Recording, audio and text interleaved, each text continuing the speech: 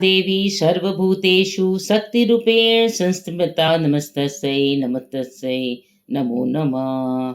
जय माता दी भक्तों। आज हम श्री दुर्गा सप्तशती के 12वें अध्याय का श्रवण करेंगे, जिसको सुनने मात्र से ही हम लोगों के मान सम्मान में वृद्धि होती है और हमारी जो भी कार्य रुके हुए होते हैं वो कार्य मुक्त होते हैं। ध्यान करेंगे। मैं तिन्मयना दुर्गा देवी का ध्यान करता हूँ। उनके अंगों की शोभा विद्युत के समान है। वे सिंह के कंधों पर आसीन भयानक प्रतीत हो रही हैं। अनेक कन्याएं हाथ में ढाल तलवार लिए उनकी सेवा में खड़ी हैं। उन्होंने अपने हाथों में चक्र गदा तलवार ढाल बाण धनुष पास और तर्जनी मुद्रा धारण किए हैं। उनका स्वरूप तेजोमय अग्नि के तुल्य है तथा उनके मस्तक पर चंद्रमा का मुख शोभित हो रहा है। देवी ने कहा, हे देवताओं, जो कोई प्रतिदिन स्थिर चित्त से मेरा स्तवन इन स्तुतियों के द्वारा करेगा, उसकी सारी विपदाओं को मैं निश्चित रूप से दूर कर दूंगी। जो मधुकैटभ के विनाश, महिषासुर का वध तथा शुंभ निशुंभ के संहार के वर्णन का पाठ करेंगे एवं अष्टमी नवमी तथा चतुर्दशी तिथि को एकाग्र मन से भक्ति भाव से युक्त होकर मेरे इस उत्तम महात्म्य को सुनेंगे, उन्हें पाप की छाया नहीं लगेगी, उन पर पाप जनित बाधाएं भी नहीं आएंगी। उनके घर में कभी निर्धनता का राज नहीं रहेगा, न तो कभी उन्हें अपने प्रियजनों के वियोग का कष्ट ही उठाना पड़ेगा। इतना ही नहीं, वरन उन्हें शत्रु, लुटेरे, राजा, शस्त्र, अग्नि तथा जल राशि से भी कभी भय उत्पन्न नहीं होगा। इसलिए सभी लोगों को शांत भाव से भक्ति पूर्वक मेरे इस महात्म पाठ का पठन पाठन और श्रवण मनन करना चाहिए। यह परम कल्याण पद है।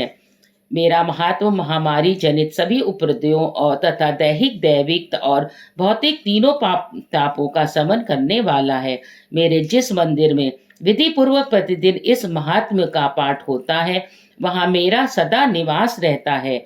बलि पूजन, हवन तथा महोत्सव के अवसरों पर मेरे इस चरित्र का पूर्ण रूपेण पाठ और तथा श्रवण करना चाहिए। कोई भी मनुष्य विधान को जानकर या अनजाने में ही मेरे उद्देश्य से जो बलि पूजा या होमादि करेगा, उसे मैं सहर्ष ही स्वीकार करूंगी। शरतकालीन दुर्गा पूजन के समय जो कोई भी इस महात्म्य को शक्तिभाव से श्रवण करेगा, वह मेरे प्रसाद से सभी विपत्तियों से मुक्त होकर धन धान्य और पुत्रादि से परिपूर्ण होगा। इसमें तिल भर भी संशय नहीं है। मेरे इस महात्म्य उत्पत्ति की सुंदर गाथाएं, युद्धकालीन पराक्रमण के श्रवण मात्र से ही मनुष्य भयरहित हो जाता है। मेरे महात्म्य के सुनने वाले व्यक्तियों के शत्रु नष्ट होते हैं, उन्हें कल्याण पद प्राप्त होता है एवं उनके कुल प्रफुल्लित रहते हैं। शांति कर्म में शुभ अशुभ स्वप्न दर्शन होने तथा ग्रह जनित भयंकर पीड़ा होने से मेरे इस महात्म को सुनना चाहिए। ऐसा करने से सभी बाधाएं और भयंकर ग्रह पीड़ाएं शांत होती हैं और मनुष्यों को अशुभ फलकारी स्वप्न शुभ फल देने वाला हो जाता है। यह महात्म्य बाल ग्रहों से आक्रांत शिशुओं के लिए शांतिदायक तथा मनुष्यों के संगठन से में पारस्परिक वैमनस्य उत्पन्न होने पर उनमें मित्रता स्थापित कराने वाला सिद्ध होता है। इस महात्म्य से संपूर्ण दुराचारियों के बल का क्षय होता है। इसके पाठ से दानवों, भूतों और पिशाचों का नाश होता है। मेरा यह महात्म्य मेरे सानिध्य की उपलब्धि करने वाला है। उपासकों के द्वारा साल भर तक पशु, पुष्प, अर्ध, धूप, दीप, गंध आदि श्रेष्ठ सामग्रियों द्वारा पूजन करने, ब्राह्मणों को भोजन कराने, हवन करने, प्रतिदिन अभिषेक करने, नाना प्रकार के भोगों का अर्पण करने तथा दान देने में से मुझे उसकी प्रसन्नता नहीं होती, जितनी इस उत्तम चरित्र का एक बार श्रवण करने से होती है। इस महात्म्य को सुनने से पाप और पुंजों का क्षय और आरोग्य लाभ होता है। मेरी उत्पत्ति का कीर्तन करने से समस्त भूतों से रक्षा होती है तथा मेरा युद्ध संबंधी चरित्र दुष्ट दानों का संहारक है।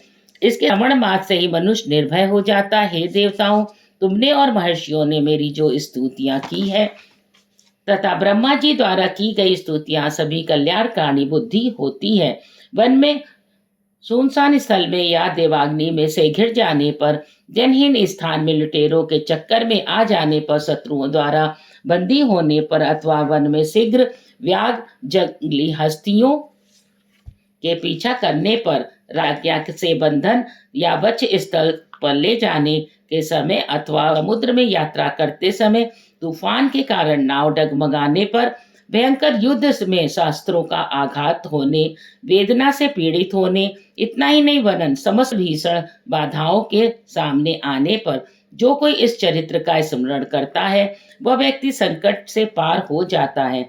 मेरे प्रभाव से सिंह आदि हिंसक जंतु नाश को प्राप्त होते हैं तथा लुटेरे एवं शत्रु भी मेरे चरित्र का स्मरण करने वाले लोगों से दूर भाग जाते हैं।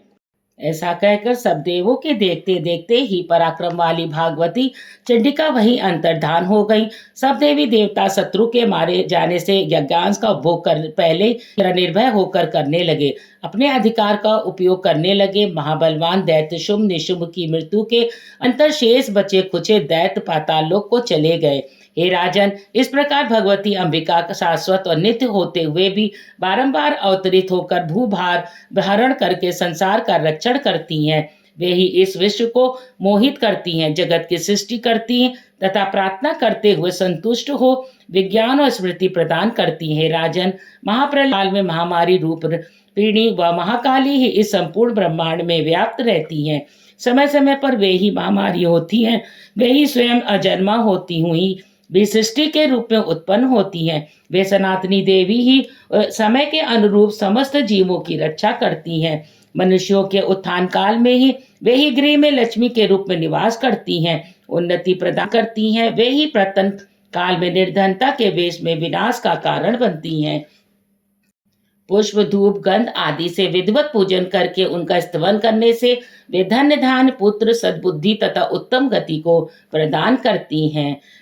अब त्रयोदशी अध्याय का पाठ करेंगे, ध्यान करेंगे। जिनके शरीर की कांति बालकालीन सूर्य की भांति है, जिनके 4 भुजाएं हैं, 3 नेत्र हैं, अपने हाथों में पाश अंकुश वर एवं अभय की मुद्रा धारण करती हैं, ऐसे उन शिवा देवी का मैं ध्यान करता हूँ। ऋषि ने कहा, हे राजन, इस प्रकार मैंने तुमसे देवी के श्रेष्ठ महात्म का कथन किया। इस जगत की धार्यती देवी का ऐसा ही प्रभाव है, उन्हीं के द्वारा विद्या अर्थात ज्ञान का उदय होता है। भगवान विष्णु की माया स्वरूपा उन भगवती द्वारा ही तुम ये वैश्य तथा अनविवेकशील लोग मुग्ध होते हैं, इस समय भी मोहित हुए हैं एवं आगे भी इसी प्रकार रहेंगे। महाराज, तुम्हें उन्हीं परमेश्वरी की शरण ग्रहण करो, उन्हें उपासकों को वे भोग स्वर्ग और मुक्ति लाभ कराती हैं। मार्केंड मुनि ने कहा कि मेधा मुनि से ऐसा वचन सुनकर राजा सूरत ने उत्तम पदधारी उन महर्षि को नमस्कार किया। वे अत्यंत ममता और राजभ्रष्ट होने के कारण बहुत क्षुब्ध हो उठे थे। महामुनि इसलिए विरक्ति के कारण वे राजा और तथा वैश्य तत्क्षण तपस्या के लिए चले गए। वे जगदम्बा के दर्शनार्थ नदी के तट पर तप साधन करने लगे। वे वैश्य देवी सूक्त का उत्तम जप करते हुए तपस्या में लीन हुए। ये दोनों ही नदी तीर पर देवी की मिट्टी की प्रतिमा स्थापित करके उनकी पुष्प धूप और हवन आदि से द्वारा उपासना करने लगे। उन्होंने सर्वप्रथम अपने आहार की मात्रा कम कर दी, तदंतर निराहार रहकर एकाग्रचित होकर देवी का चिंतन करने लगे। वे दोनों अपने शरीर के रक्त से सिंचित बलि चढ़ाते हुए निरंतर 3 वर्षों तक संयमी होकर उपासना करते रहे। उन लोगों को उग्र तपस्या से उस प्रसन्न होकर जगत की धारित्री चंडिका देवी ने प्रत्यक्ष प्रकट होकर कहा।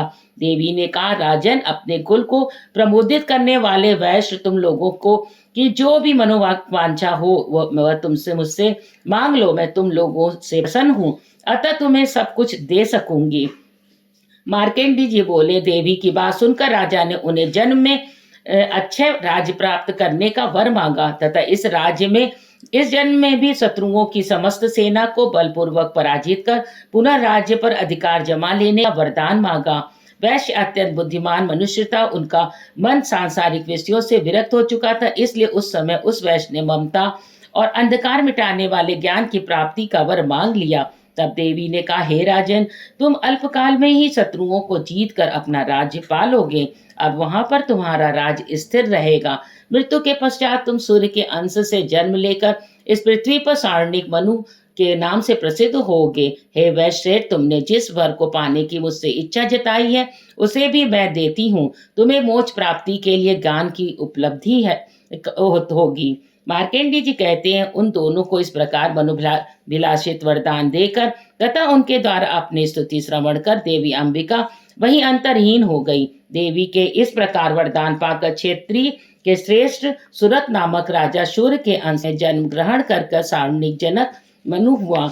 इस तरह से अध्याय 13 समाप्त होता है। माता रानी आप सभी की इच्छाएं मनोकामनाएं पूर्ण करें। हमारे चैनल को अगर अभी तक सब्सक्राइब नहीं किया है तो लाइक सब्सक्राइब जरूर कर दें। धन्यवाद।